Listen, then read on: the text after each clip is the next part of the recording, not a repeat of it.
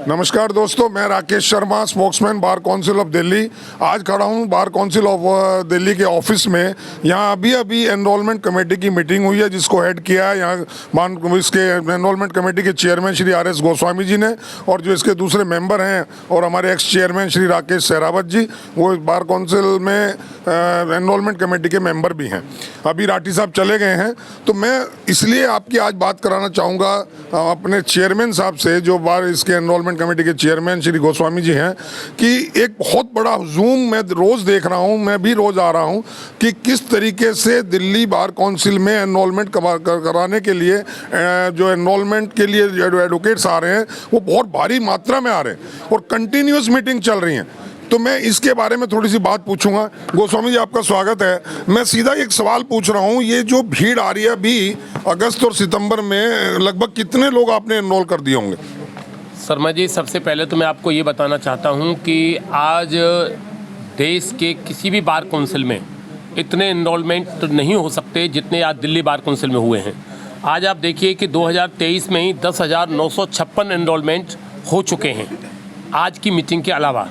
आप ये देखिए, 3 अगस्त को 304, 6 अगस्त को 237, 8 अगस्त को 190, 11 अगस्त को 224, 16 अगस्त को 328, 21 अगस्त को 345, 23 अगस्त को 305, 26 अगस्त को 392, 28 अगस्त को 253, 2 सितंबर को 361, 6 सितंबर को 263, 12 सितंबर को 309, 14 सितंबर को 316, 16 सितंबर को 353, 19 सितंबर को 215, 20 सितंबर को 224, 21 सितंबर को 343 और आज 23 सितंबर है। मोर देन 300 आज हुए हैं।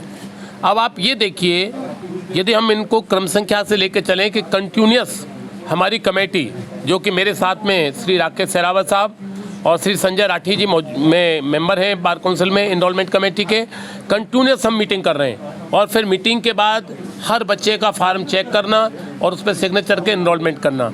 एक तरफ जहां हमको खुशी होती है कि हम इतना एनरोलमेंट करके लोगों को कॉन्ग्रेचुलेट करते हैं, उनको बधाइयाँ देते हैं, दूसरी तरफ एक मन में एक बात की भी शंका बहुत ज़्यादा होती है कि आने वाली पीढ़ी का, आने वाले मेरे साथियों का होगा क्या? इतना काम कहाँ से आएगा? कोर्ट कहाँ से आएंगी? कितना सिस्टम कैसे जुड़ेगा?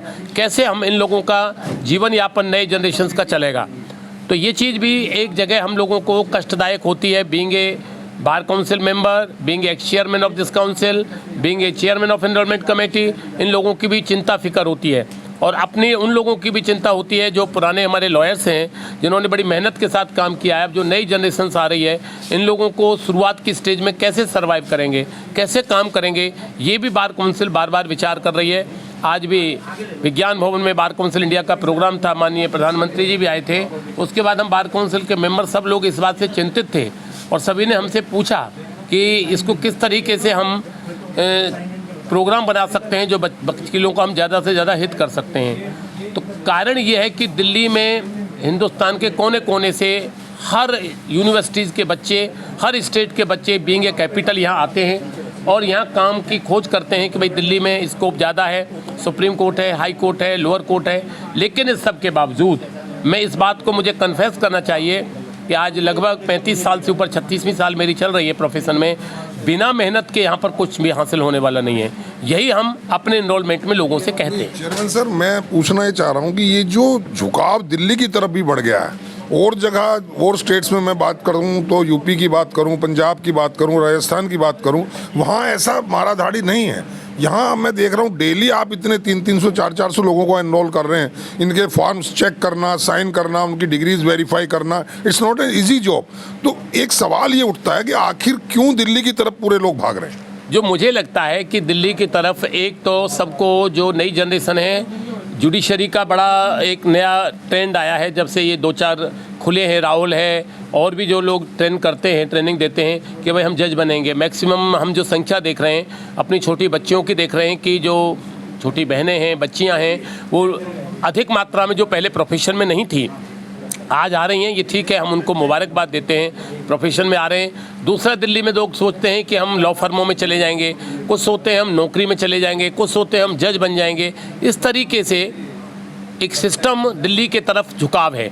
मेट्रोपॉलिटन सिटी है, कैपिटल ऑफ इंडिया है शायद, और सबका कोई ना कोई रिश्तेदार जानकार यहाँ पर जुड़ा रहता है, क्योंकि तुम इनरोलमेंट में देख रहे हैं सब तो दिल्ली के रहने वाले नहीं हैं। मैक्सिमम जो है उसमें रेंट एग्रीमेंट साइन कराते हैं, रेंट एग्रीमेंट के आधार पर इनरोल करते हैं।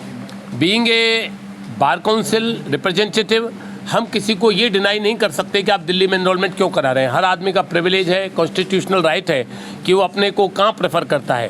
एक कारण मुझे ऐसा भी लगता है, मैं और जगह भी लोगों से बात की है, यूपी में स्पेशली और अपने पंजाब लगता हुआ है, राजस्थान, वहाँ एनरोलमेंट की प्रक्रिया बहुत जटिल है। ऐसा नहीं है कि 21 तारीख को आपने फॉर्म जमा किया और 23 को आपका एनरोलमेंट हो। बिल्कुल शर्मा जी, मैं इस बात को आपके चैनल के माध्यम से आपको धन्यवाद भी देना चाहूँगा। मुझे इस बात का मैं एक प्राउडली कह सकता हूँ, जितनी मेहनत और परिश्रम करके दिल्ली में हम लोग जल्दी से जल्दी इनरोलमेंट ही नहीं करते, आज जिन बच्चों को इनरोल किया है कल शाम तक इनको नंबर भी मिल जाता है। एक हफ्ते के अंदर इन लोगों को सर्टिफिकेट और आई कार्ड मिल जाते हैं। ऐसा प्रोसीजर किसी भी बार काउंसिल के अंदर नहीं है। फीस भी कम है अपेक्षाकृत और स्टेट्स के बजाय।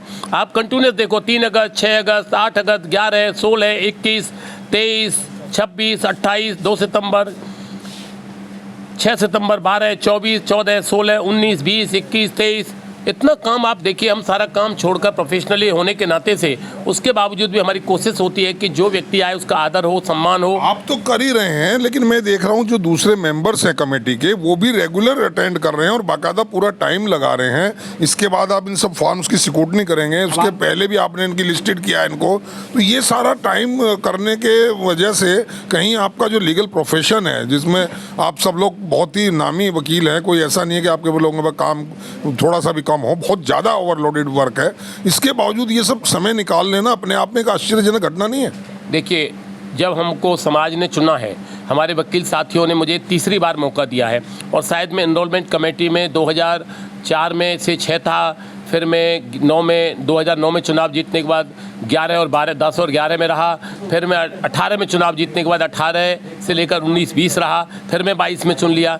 यदि एक प्रतिनिधि बनाया जाता है, समाज की सेवा के लिए यदि चुना जाता है, तो हमारी भी जिम्मेदारी समाज के प्रति होती है कि किसी भी तरीके से अपना प्रोफेशन को भी एक साइड करके ईमानदारी के साथ अपने समाज की सेवा की जाए। और जो वकील आते हैं, यदि हम एक दिन डिले करते हैं तो मैं समझता हूँ एक लंबे समय में आने के बाद उनको काफ़ी नुकसान हो सकता है। लेकिन सर, आप तो चलो ठीक है, आपका तो अंदर जज्बा है। जो आपके एम्प्लॉयज़ हैं, मैं देख रहा हूँ, मैं अपने साथियों को कहूँगा जरा ये फार्म्स का गट्ठर दिखाएं, किस तरीके से फार्म्स यहाँ चारों तरफ हैं, और एम्प्लॉयज़ जो हैं बड़ी मुस्तैदी से दिन रात काम कर रहे हैं, उधर भी काम कर रहे हैं, इधर भी काम हो रहा है। तो इन लोगों को कोफ्त नहीं होता कि हमें ओवरलोडेड कर दिया गया बहुत ज़्यादा? ये बिल्कुल ठीक है, हमारे जो स्टाफ के लोग हैं परेशान होते हैं।